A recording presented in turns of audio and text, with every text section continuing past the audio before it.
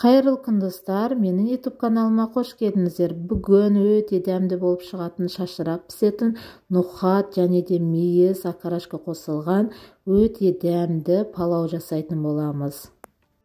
Бизге кажеттүү заттар пияз, сәбиз, акарашка және де мейіз кажет. Алдын ала мен нухатты 2 сааттай жумсак етип писирип алдым. Енді біз кызып турган майымыздын үстүнөн пиязымызды салып, кызарганча кууруп аламыз. Онун үстүнөн 2 акарашкамызды салып 5 минуттай гана кууруп аламыз.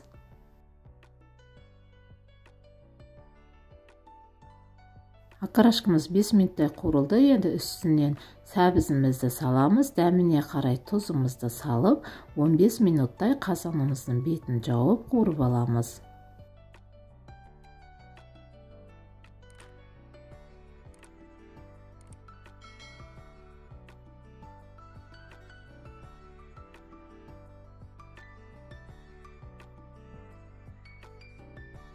Сәбизимизди 15 минуттан артык катты кууруп жибермеуибиз кажет, өткөнү сәбизimiz катты эзилип кетүү мүмкүн.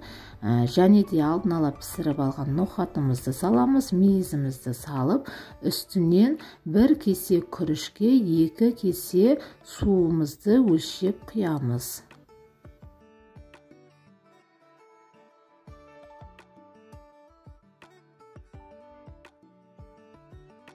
Күрүчүмүздү осай кесеммен өлчөп салсак да болот. 7-8 рет күрүчүмүздү таптаза этип жууп аламыз. Кайнап турган казаныбыздын үстүнөн күрүчүмүздү салып, жай оттун астында 25-30 минуттай писирип аламыз.